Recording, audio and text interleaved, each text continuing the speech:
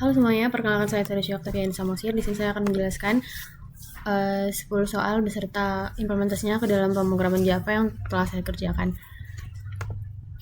Di sini saya akan membaca readme-nya terlebih dahulu. Yang dimana soal pertama mengenai hitung diskon dengan local class. Deskripsinya yaitu di dalam metode hitung harga, buat sebuah local class bernama diskon yang memiliki metode apply, double harga, dan double persen. Metode tersebut mengembalikan harga setelah diskon diterapkan. Gunakan local class tersebut untuk menghitung harga akhir dari sebuah produk. Sampel inputnya sudah diberikan, juga sampel output. Nah, lalu masuk ke soal yang pertama ini mengenai diskon. Jadi di sini akan saya jelaskan yang dimana pertama sekali kita membuat program untuk menghitung harga setelah diberikannya diskon. Nah, jadi program ini juga menunjukkan penggunaan local class di dalam metodenya. Nah, jadi program pertama ini tuh menerima input harga dan juga persen diskon dari si usernya, lalu menghitung harga setelah diskon dan juga menampilkan hasil ke layar. Yang pertama, import java.util_scanner dan public class main. Kode ini tuh dimana scanner digunakan untuk membaca inputan dari si user. Nah, jadi di sini kita memiliki kelas utama yaitu main sebagai entry point programnya. Di sini kita masuk ke dalam static void, dimana ini adalah metode untuk menghitung harga.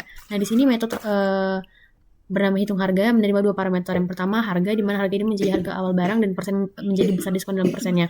Jadi metode ini bertugas untuk menghitung harga setelah diskon. Lalu kita masuk ke dalam kelas diskon. Nah, kelas diskon ini disebut local class karena digunakan dalam metode, hanya bisa digunakan dalam metode ini saja. Jadi kelas ini punya satu metode yaitu apply, di mana berfungsi untuk menghitung harga setelah diskon dengan rumus harga dikurang dalam kurung harga dikali persen per 100. Jadi H itu adalah H, P itu adalah persen. Nah, terus kita masuk ke dalam diskon D sama dengan new diskon. Ini adalah membuat objek dan juga menghitung. Jadi di sini objek kelas diskonnya dibuat, terus kita memanggil metode si apply menghitung hasil dari diskon berdasarkan input usernya. Nah, lalu sistem out_println ini menampilkan hasil perhitungan ke dalam layarnya. Terus di dalam metode main-nya, yang dimana public static void ini adalah bagian utama program yang pertama kali dijalankan. Lalu ini adalah input dari si usernya, di mana program ini akan meminta user memasukkan harga barang, persen diskon, input dibaca menggunakan scanner.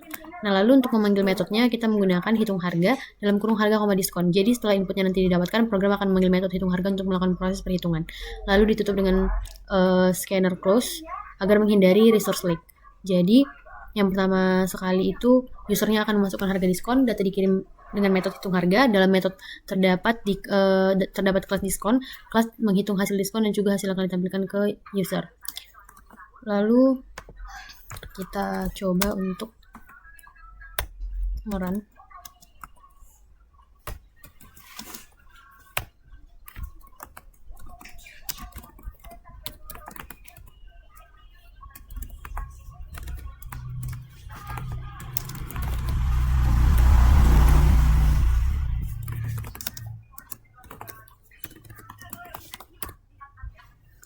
Masukkan harga. Di sini kan harga yang pertama itu seperti sampel inputnya adalah 150.000. Masukkan diskon. Nah, diskon itu ada 20%. Nah, maka harga setelah diskon itu adalah 120.000. Nah, kita masuk ke dalam soal yang kedua, di mana soal yang kedua itu adalah komparator nama mahasiswa. Jadi diberikan sebuah list nama mahasiswa. Urutkan list tersebut menggunakan collection.sort dengan anonymous class yang mengimplementasikan interface komparator string secara terbalik, Z ke A. Berarti nanti urutannya kan harusnya A ke Z. Ini Z ke A, jadi kebalik. Terus dikasih sampel inputnya nih. Nah, ini juga dikasih sampel outputnya. Jadi dia mengurutkan berdasarkan abjad mana yang paling akhir maka dia di depan, terus abjad yang di awal maka dia menjadi akhir. Nah, kita langsung aja ke dalam kode yang kedua ini. Jadi untuk yang kedua ini, nah kita pertama menggunakan library untuk si java.util-nya, karena kan untuk menggunakan scanner, list, dan juga array list, collection, dan juga komparator yang ada di dalam kode untuk nomor 2 ini digunakan itu berdasarkan dari si Java-nya. Jadi scannernya itu digunakan untuk input, list dan array list menyimpan data, collection dan komparator itu untuk sorting. Kita masuk ke dalam ini scanner. Jadi scanner ini digunakan untuk ini scanner, sistem outprint, integer, sampai SNX line. Ini adalah program yang minta jumlah mahasiswa yang akan diinput. Jadi SNX line nanti digunakan untuk membersihkan buffer supaya input berikutnya itu tidak loncat. Lalu kita masuk ke dalam list string mahasiswa, lalu sama dengan new array list ini dimana kita menggunakan penggunaan array list untuk menyimpan nama siswa secara dinamis karena jumlahnya ditentukan oleh si usernya. Nah, untuk for ini adalah input nama mahasiswa yang dimana looping ini berjalan sebanyak jumlah mahasiswa yang akan diinput. Setiap nama yang dimasukkan akan langsung dipindahkan ke dalam listnya. Lalu kita masuk ke dalam proses sorting. Proses sorting ini yaitu kita menggunakan ini collection sort ini, seperti yang udah diminta pada soal yang tadi menggunakan collection sort. Jadi bagian ini kita menggunakan collection sort dengan comparator custom. Biasanya sorting default itu dari A ke Z, tapi di sini pada soal diminta untuk membaliknya menjadi ke Z dan dari Z ke A. Nah, jadi caranya yang pertama itu ada ya kan A compare B harusnya, dan ini dia di return nilainya menjadi B compare to A. Jadi A compare to B itu adalah A ke Z, sedangkan kalau misalnya ini B compare to A itu adalah Z ke A, jadi dia dibalik. Jadi dengan membalik posisi urutannya menjadi descending. Nah, terus kita masuk ke dalam kode yang terakhir yaitu system out println, di mana ini akan menampilkan hasil dari sortingnya sesuai dalam bentuk list. Lalu kita masuk aja dalam pengerjaannya.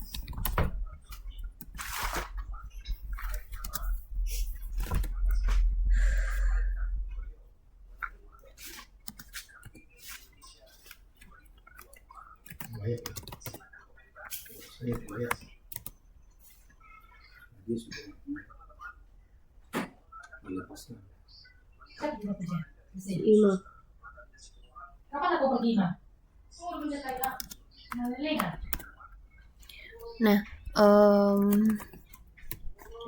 sebentar.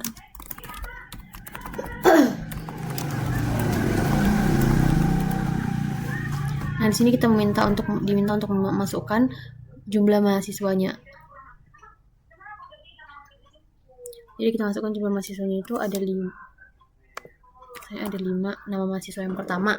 Kita masukkan namanya si Rani, Budi, Ani, Zara, dan Dina. Nah, jadi hasil urutannya itu dari Z ke A, di mana nama yang abjad paling terakhir itu kan si Zara. Jadi dia awalnya itu menjadi menampilkan si Zara, lalu R untuk Rani, Dina, Budi, dan Ani. Jadi kalau misalnya dia dari A ke Z harusnya urutannya Ani, Budi, Dina, Rani, Zara. Namun karena urutannya dari Z ke A maka jadi Zara, Rani, Dina, Budi, dan juga Ani.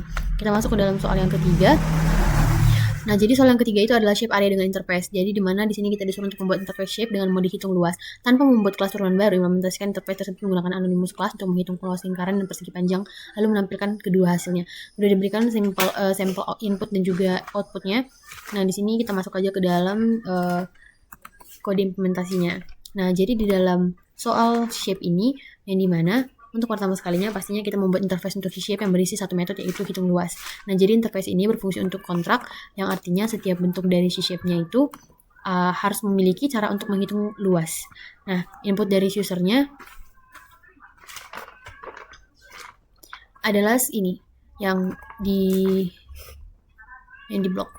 Nah, jadi program ini akan meminta input jari-jari lingkaran, panjang, dan juga lebar persegi panjang. Nah, di sini kita menggunakan final karena apa? Agar variabel itu bisa dipakai dalam anonymous class. Jadi nilai itu nggak berubah, udah valid lah istilahnya. Nah, jadi untuk selanjutnya kita masuk ke dalam anonymous class lingkaran, yang dimana dia menggunakan override di sini. Nah, jadi ada metode shape lingkaran. Jadi di sini kita membuat objek interface shape, yang dimana kita membuatnya tanpa membuat kelas baru secara terpisah. Jadi ini yang disebut anonymous class. Jadi untuk luas lingkaran kita implementasikan dengan rumus luas sama dengan V dikali R. Lalu kita masuk ke dalam objek untuk si persegi panjangnya. Jadi kita buat anonymous class untuk persegi panjang, yang dimana halnya dilakukan untuk hal yang sama pada kelas untuk lingkaran tadi kita buat untuk persegi panjang dengan rumus luas sama dengan panjang dikali lebar. Jadi daripada kita membuat kelas seperti lingkaran dan juga persegi panjang, jadi kita langsung implementasikan aja dia dengan menggunakan anonymous class. Nah, ini sistem outprintf ini pastinya untuk menampilkan hasil luas yang dimana lingkaran diformat dengan 2 angka di belakang koma, karena kita di sini menggunakan 2 f%. Jadi akan menampilkan 2 angka di belakang koma, dan kita juga akan mendapatkan hasil dari persegi panjang yang ditampilkan secara biasa. Nah, kita masuk ke dalam runningnya.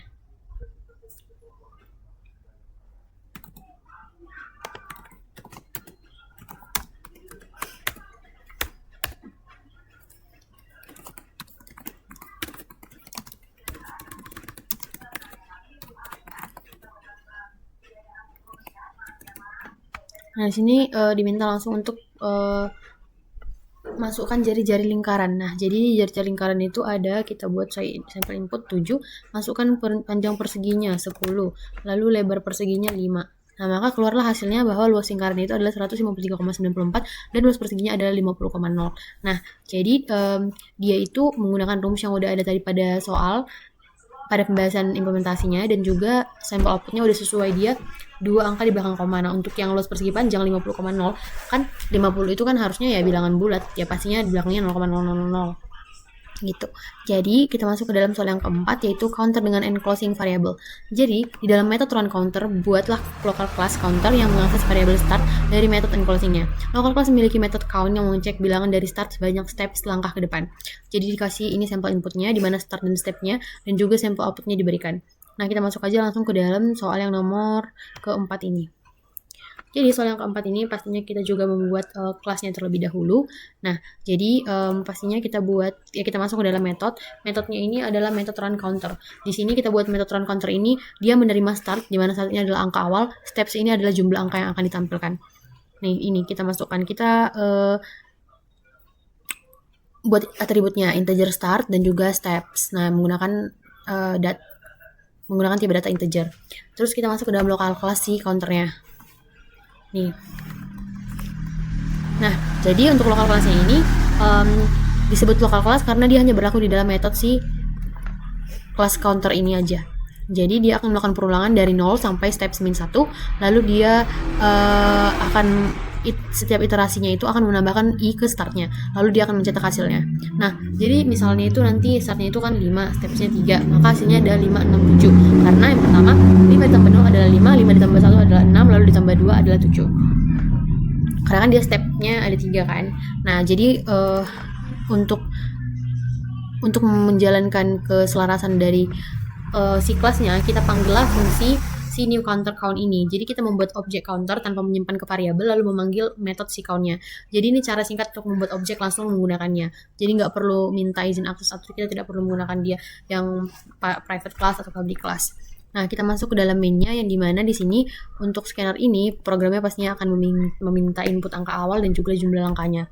Lalu kita panggil metode dengan ini run counter untuk start dan juga stepnya. Jadi setelah inputnya nanti didapat, programnya akan memanggil metode run counter untuk menjalankan logika perhitungan. Yang terakhir penutup scannernya yaitu scanner close. Langsung aja kita masuk ke dalam run soalnya.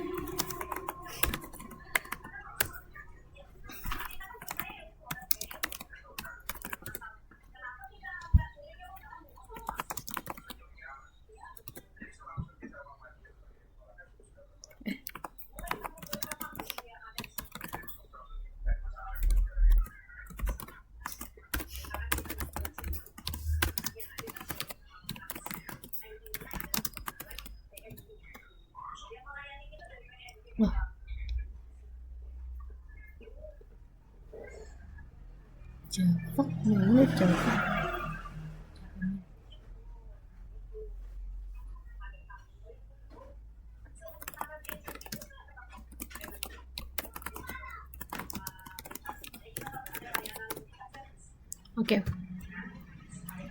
Kita masukkan angka awalnya, di mana angka awalnya itu kita buat dia, ini kan input sama outputnya udah ada ya sampelnya, kita buat yang beda, yaitu kita masukkan dia 8 angka awalannya, startnya itu 8, jumlah langkahnya 2,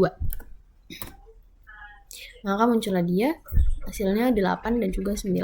Jadi karena jumlah langkahnya 2 ya, makanya dia hanya keluar outputnya 2, 8 ke 9. Jadi dia tambah 1 dulu, 8 tambah 1 9.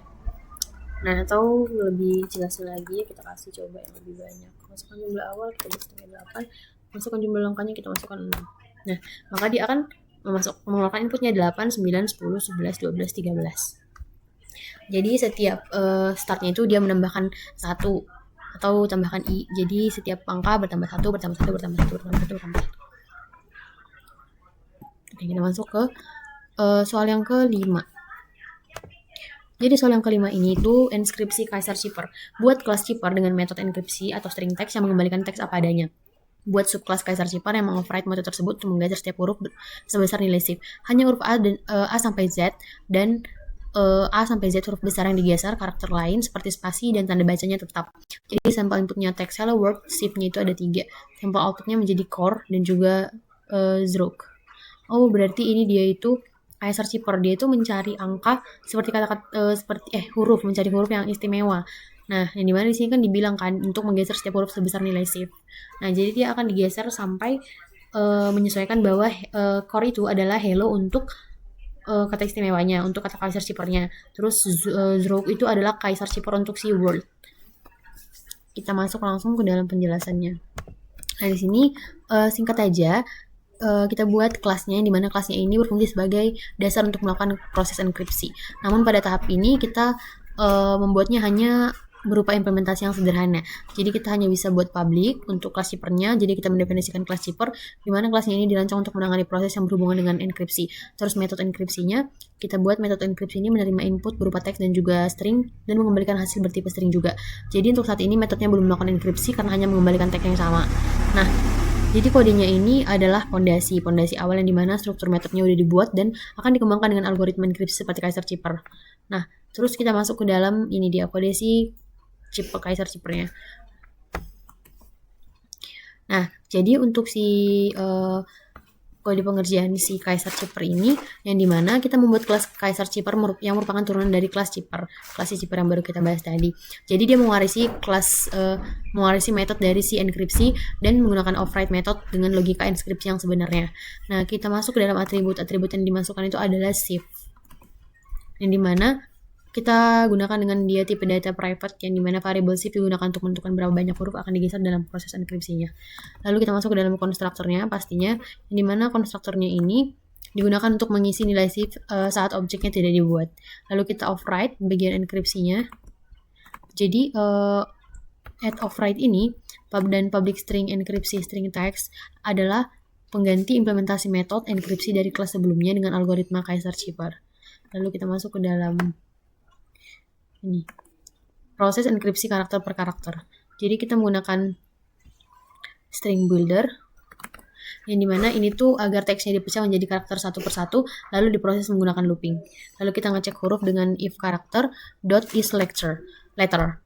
Hanya huruf yang akan dienskripsi, karena kalau huruf misalnya spasi atau angka akan tetap sama. Terus menentukan huruf besar dan juga kecil. Menentukan huruf yang besar dan kecil ini char base sama dengan karakter ISO uppercase. Nah, di sini dia mencek apakah huruf kapital kita itu kecil supaya bisa hasilnya dienkripsi sesuai dengan format aslinya. Lalu yang terakhir adalah rumus Kaiser Chiper. Jadi untuk rumus Kaiser Chiper ini, yang dimana rumusnya adalah C sama dengan char dikali C dikurang base ditambah shift dikali 26% ditambah untuk base-nya. Jadi ini adalah inti dari si Kaiser Chiper ini. Yang pertama hurufnya digeser sejauh shift, lalu 26% adalah agar tetap dalam alfabet, dan juga terakhir dikembalikan ke dalam bentuk karakter. Misalnya A digeser jadi 3, maka dia menjadi D, dan kalau misalnya B digeser jadi 3, maka dia akan menjadi E, dan seterusnya. Nah, kita susun hasilnya di mana kita menggunakan sb.append. Jadi sb.append ini hasil tiap karakter ditambahkan ke string buildernya. Jadi kita return hasilnya untuk return sb to string. Jadi setelah semua karakter diproses, maka hasil dikembangkan dengan string sebagai stringnya. Terus kita masuk ke dalam bagian mainnya, ini mana tadi lagi-lagi scanner dan sistem output itu adalah untuk fungsi yang meminta input dari usernya, dan juga yang dimana kita buat objek polymorphism yaitu Chiper sama dengan Chiper dikali Chiper sama dengan new Kaiser shape. Jadi di sini kita menggunakan polymorphism, di mana polymorphism ini menjadi tipe referensi atau Chiper, dan objek sebenarnya adalah Kaiser Chiper. Nah, kita di sini menunjukkan fleksibilitas OOP, di mana satu tipe bisa memiliki banyak bentuk implementasi. Nah, untuk outputnya pastinya kita gunakan sistem output-len. Lalu kita masuk ke soal berikutnya. Oh, kita run dulu. Oke, kita masuk langsung ke dalam implementasinya.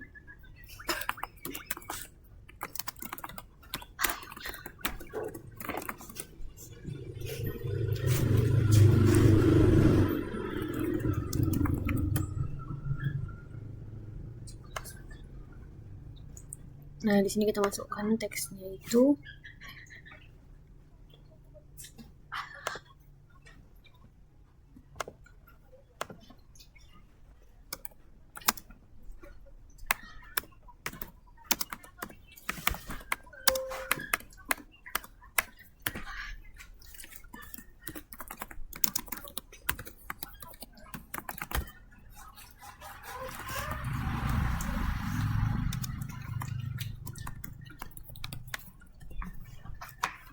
Nah, kita masukkan teksnya itu hello, word, shift-nya 3. Nah, maka dia keluar hasilnya itu setelah digeser ke beberapa angka penyesuaian, shift-nya 3, jadi dia menjadi core. Kan dari H dia ke K, H, I, J, K, lalu E ke H, E, F, G, H, terus L, L, M, N, O. Nah, begitu seterusnya. Terus dia 1 itu untuk keyword nya karena tertulisnya 1, harusnya mau bikin tanda seru tadi. Oke, jadi hasil sampel inputnya udah sesuai dengan apa yang diharapkan pada outputnya. Kita masuk ke soal yang ke-6. Jadi soal yang ke-6 itu tentang event handle multi-type, yang dimana deskripsinya buat functional interface event handler dengan metode handle string event. Daftarkan 2 handle menggunakan anonymous class, yang dimana 1 untuk event login dan 1 untuk event logout. Simpan keduanya dalam map string event handler dan dipanggil handlers yang sesuai berdasarkan dengan event yang akan diterima. Sampel inputnya sudah diberikan, lalu outputnya juga. Nah, kita masuk ke dalam kodenya. Nah, jadi untuk yang event handler ini, yang pertama pastinya kita buat dulu interface-nya, interface untuk si event handlernya. Lalu kita masuk ke dalam fungsi mainnya, dimana di sini kita buat public static void main untuk string, lalu map string event handler dengan handler sama dengan new hashmap. Nah, sini kita menggunakan hashmap. Lalu masuk ke dalam kode selanjutnya, yaitu handlers put key login new event handler. Jadi disinilah kita buat untuk nilai si loginnya, terus ini untuk si logoutnya, lalu scannernya untuk membaca inputan dari si usernya, lalu di sini ada sistem output lain, dimana di sini nanti untuk masukkan apakah di login atau logout. Terus if handlersnya ini digunakan nanti loopingannya untuk mendapatkan si event dan juga si handle-nya. Nah, kita masuk ke dalam sistem output LN ini, dimana nanti dia jika tidak sesuai maka dia akan keluar dengan output event tidak dikenali, lalu yang terakhir ditutup dengan scan records. Nah, kita langsung masuk aja ke dalam runningnya.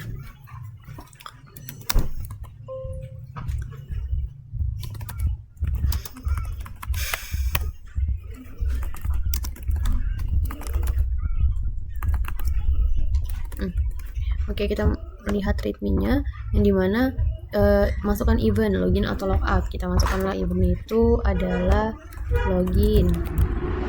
Nah, maka dia akan login, dia masuk ke sistem. Nah, kita coba sekali lagi. Kalau misalnya kita pilih dia itu logout. Nah, maka keluarlah hasilnya bahwa dia logout, user keluar dari sistem. Nah, udah sama nih sama yang ada di outputnya. Kita masuk ke soal nomor 7, yaitu stack generic. Jadi untuk stack generic ini implementasikan kelas stack T generic dengan 4 metode berikut. Jadi ada push untuk T item untuk menambahkan elemen pop, untuk mengambil dan menghapus elemen teratas yaitu pick, untuk melihat elemen teratas tanpa menghapusnya, dan is empty untuk mengecek apakah stacknya kosong. Jika pop atau pick dipanggil saat stack kosong, maka dia akan melempar runtime exception. Nah, diberikan sampel untuk input dan juga sampel untuk outputnya. Nah, untuk yang ketujuh ini kita langsung aja masuk ke dalam kodenya. Import java.util static class stack T. Nah, jadi program ini membuat struktur data stack sendiri, lalu menyimpan data menggunakan array list ini. Terus dia akan melakukan operasi push, pop, dan juga pick. Nah, dan yang terakhir dia akan menampilkan hasil operasi ke usernya. Kita buat pastinya yaitu kelas dengan stack generic. Lalu di mana stack ini tuh bisa menyimpan tipe data apa saja, misalnya integer, string, dan juga yang lain-lain. Jadi generic ini bisa membuat kelas lebih fleksibel dan juga reusable. Nah, lalu kita masuk ke dalam penyimpanan datanya untuk private list ini, di mana data stacknya disimpan menggunakan array list, jadi kita tidak membuat array manual, namun memanfaatkan struktur data yang udah ada. Terus kita masuk ke dalam metode untuk si push. Jadi metode ini digunakan untuk menambahkan elemen ke stack, lalu elemen selalu ditambahkan di bagian akhir. Terus kita masuk ke dalam metode si pop. Jadi metode pop ini akan mengambil dan menghapus elemen paling atas, lalu jika stacknya kosong maka dia akan melempar error. Jadi simpelnya itu stack itu adalah konsep LIFO, last in first out. Jadi yang terakhir masuk akan keluar secara terlebih dahulu. Kita masuk lagi ke dalam method pick. Jadi method pick ini dia hanya akan melihat elemen paling atas tanpa menghapus. Terus untuk method si is empty ini, yang dimana dia itu akan digunakan untuk mengecek apakah stacknya kosong. Nah, terus kita membuat objek stacknya. Jadi kita buat objek stack dengan stack integer new stack. Nah, jadi kita membuat stack baru untuk khusus si yang bertipekan integer. Nah, lalu kita input jumlah elemennya, yang dimana dengan jumlah elemen ini kita masuk ke dalam proses push. Setelah kita input jumlah elemennya, maka dia akan mengatakan di sini masukkan jumlah elemen yang akan di-push, lalu kita masukkan. Terus setelah itu, maka kita akan memasukkan data satu persatu lalu dimasukkan ke dalam stack. Nah, terus untuk sistem output NLN ini, di mana pick-nya itu akan melihat elemen teratas, pop-nya akan mengambil dan menghapus elemennya. Nah, kita coba untuk run.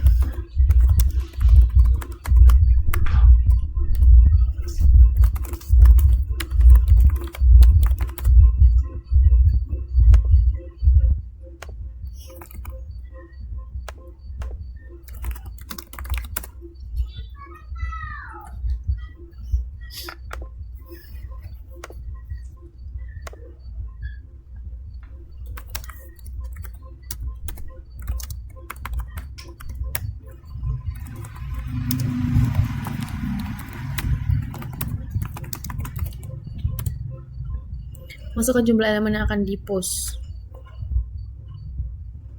3. Masukkan elemen pertama.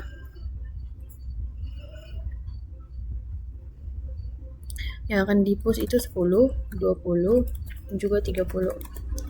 Nah, maka dia akan mengeluarkan nih untuk si topnya. Topnya itu pick 30, lalu dia di pop, popnya 30, lalu terakhir di pop dia popnya adalah 20. Jadi si pick itu akan menampilkan elemen yang paling atasnya tanpa menghapus. Terus popnya itu akan mengeluarkan si 30 dan 20 sesuai dengan urutannya. Terus kita masuk ke dalam soal yang ke-8 yaitu laporan nilai dan absensi.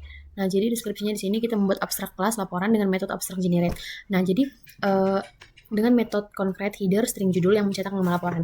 Nah, jadi disuruh untuk membuat 2 subkelas. Yang pertama laporan nilai yang menampilkan daftar nilai beserta rata-ratanya, dan juga laporan absensi yang menampilkan presentasi kehadiran mahasiswa. Sampel inputnya itu ada diberikan data untuk si nilai dan juga untuk kehadirannya. Nah, kita masuk aja langsung ke dalam soal yang ke-8 ini.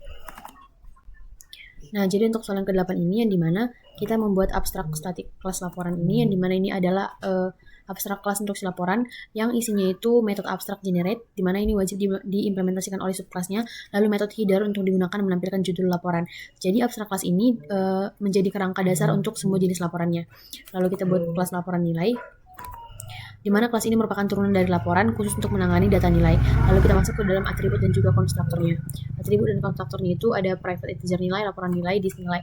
Nah, ini tuh menyimpan data nilai dalam bentuk array-nya. Implementasinya dalam generate. Jadi yang pertama kita panggil dulu metode header-nya untuk menampilkan judul. Terus for ini digunakan untuk menghitung total nilai. Lalu sistem output NLN digunakan untuk menghitung dan menampilkan rata-rata nilainya. Lalu kita masuk ke dalam kelas laporan absensi. Kelas laporan absensi ini terdiri juga atas turunan dari laporan, yang dimana dia fokus untuk data kehadiran. Nah, ada atribut dan konstruktornya untuk private integer hadir total. Nah, lalu kita implementasikan dia ke dalam yang tadi kan konstruktor, kita implementasikan dia ke dalam generate. Jadi dalam generate ini dia menghitung presentasi kehadiran, lalu nanti menampilkannya di ini sistem output NLM dengan format kehadiran satu angka di belakang koma dengan rumus hadir dikali 100% dibagi dengan total. Nah, terus kita masuk ke dalam bagian main-nya, di mana ini scanner untuk membaca inputannya.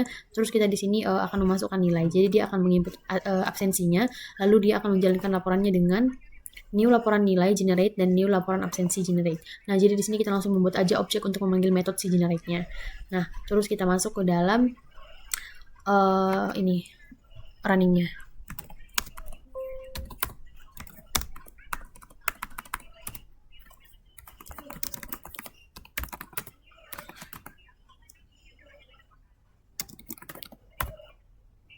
Nah, masukkan jumlah nilai.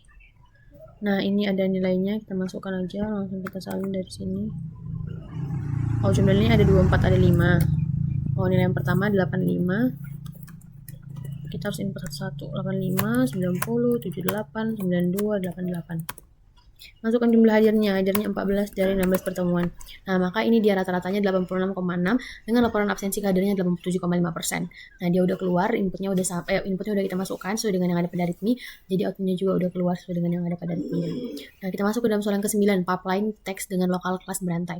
Jadi dalam metode proses teks atau string input, kita disuruh untuk membuat 2 lokal kelas secara berurutan, yaitu cleaner yang menghapus semua karakter non-alphanumerik dan mengubah teks ke huruf kecil, dan word counter yang menghitung jumlah kata unik dari teks yang sudah diberisikan. Jalankan teks melalui cleaner terlebih dahulu, kemudian hasilnya diproses oleh word counter. Nah, lalu di sini sudah diberikan untuk sampel inputnya dan juga sampel outputnya. Nah, kita langsung masuk aja ke dalam penjelasan mengenai kode pembuatannya. Nah, lalu di sini untuk kode nomor 9 akan saya jelaskan, yang dimana di sini kita udah buat static void process text string, yang dimana ini adalah metode proses teks. Jadi dia menerima input teks dari user lalu memproses menjadi teks yang bersih dan menghitung kata yang unik. Terus kita masuk ke dalam local class cleaner. Jadi untuk local class cleaner ini digunakan untuk membersihkan teksnya. Jadi yang dilakukan itu yang pertama ada replace all, terus ada to lowercase, dimana dia ini mengubah semua huruf menjadi kecil, lalu trim dia menghapus spasi di awal. Nah, jadi teksnya itu akan dibuat lebih rapi dan konsisten sebelum nantinya diproses. Terus local class untuk word counter, yang dimana ini tuh kelas yang digunakan untuk menghitung jumlah kata unik. Jadi caranya itu adalah dia menggunakan split plus s, ini ada split regex untuk si s plus, terus dia menggunakan hasset, dimana hasset ini menyimpan kata yang diduplikasi, ini hasset. Lalu yang terakhir dia menggunakan size, yang dimana size itu adalah untuk menghitung jumlah kata uniknya. Jadi kalau misalnya ada yang kata yang sama, misalnya hello hello atau halo halo, maka di set hanya dihitung menjadi 1. Terus kita masuk ke dalam pembuatan objek dan prosesnya. Nah, jadi pembuatan objek dan proses ini dimana di sini pertama sekali teksnya itu dibersihkan lalu hasilnya digunakan untuk menghitung kata yang unik. Terus akhirnya maka dia akan menampilkan outputnya untuk sistem output ln, yang dimana itu dia akan menampilkan hasil dari si output yang akan dimasukkan oleh si inputnya nanti. Ini public state ini adalah mainnya, dimana nanti scanner itu pastinya akan membaca input dari user, lalu sistem outputnya akan mengeluarkan untuk si masukkan teksnya. Nanti sistem output ini dia akan memasukkan teks setelah nanti program dari si public state void main ini pertama kali dijalankan. Terus kita tinggal masukkan teksnya apa. Nah, terus ini langsung aja kita buat ke dalam implementasinya.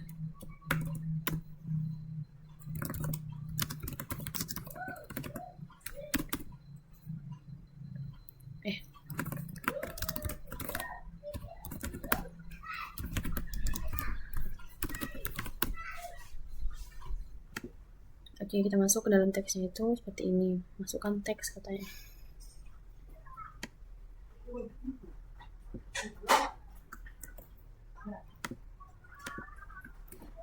Hello world, hello Java world is great. Nah, jadi di sini dia terimplementasi, dia menggunakan 2 huruf grid, maka dia akan menampilkan 1 grid. Jadi aku buat gridnya itu 2 kali. Nah, terus kita enter. Nah, maka dia akan teks bersihnya hello world, hello Java world is great. Nah, dia akan menampilkan gridnya. Terus kata uniknya itu ada 5. Nah, jadi meskipun dia itu menampilkan, dia itu kan menghapus tanda koma, terus dia menghapus tanda seru, dan juga dia menyesuaikan hurufnya menjadi huruf kecil dari yang awalnya huruf besar. Terus kata uniknya itu ada 5, yaitu hello, word, Java, is, dan juga great. Jadi meskipun ada yang double-double ya, dia tetap menghitungnya menjadi 1. Nah, terus kita masuk ke dalam soal yang ke-10 yang terakhir, sistem notifikasi multi-channel. Jadi disuruh untuk membuat interface notifikasi dengan metode kirim string pesan, dimana kita buat metode broadcast string pesan notifikasi channels yang menerima varargs dan memanggil kirim di setiap channelnya. Jadi disuruh untuk memanggil broadcast dengan 3 anonymous kelas berbeda yang merepresentasikan channel email, SMS, dan push notification ke masing-masing push notification, di mana masing-masingnya akan mencetak format yang berbeda. Nah, jadi karena dia mencetak format yang berbeda, maka kita langsung masuk aja ke dalam ini implementasinya dalam Java. Nah, jadi yang pertama kali itu kita membuat interface notifikasi. Jadi interface ini berfungsi sebagai kontrak, artinya setiap jenis notifikasinya harus memiliki metode kirim.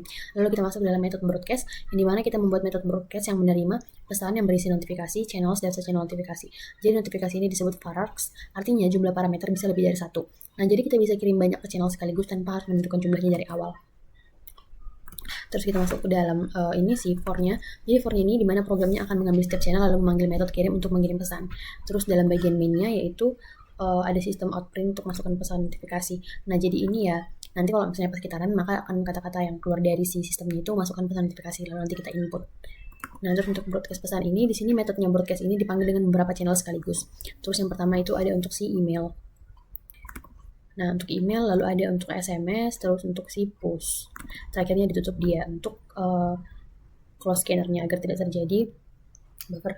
Jadi kodenya ini menunjukkan bagaimana satu pesan didistribusikan ke banyak channel secara fleksibel dan juga efisien.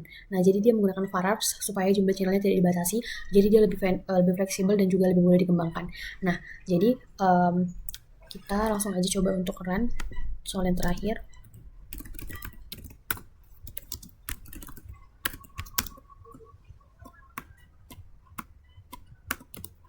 Oke.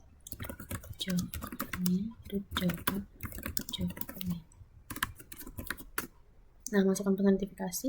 kita langsung aja ke ritmenya tadi. Nah, pesan notifikasinya itu ada ini, server down pukul 14.00. Nah, maka dia akan mengirim email, SMS, dan juga nge-push notifikasinya. Jadi emailnya to admin system.com, server down pada pukul 14.00. Lalu dia masuk ke dalam SMS, dia ngirimin SMS. Terus akan diberitahukan dia bahwa servernya down pada pukul 14. Lalu dia masukkan juga notifikasi bahwa servernya down pada pukul 14. Nah, jadi begitulah untuk mengenai penjelasan di soal week ke-12 10 pemrograman Java ini. Nah, jadi di sini saya menggunakan penggunaan interface, lokal class, anonymous class seperti yang udah kita pelajari di week 12 kemarin, Pak. Sekian untuk presentasi mengenai soal ini. Jika masih ada banyak kekurangan, mohon dimaafkan. Terima kasih.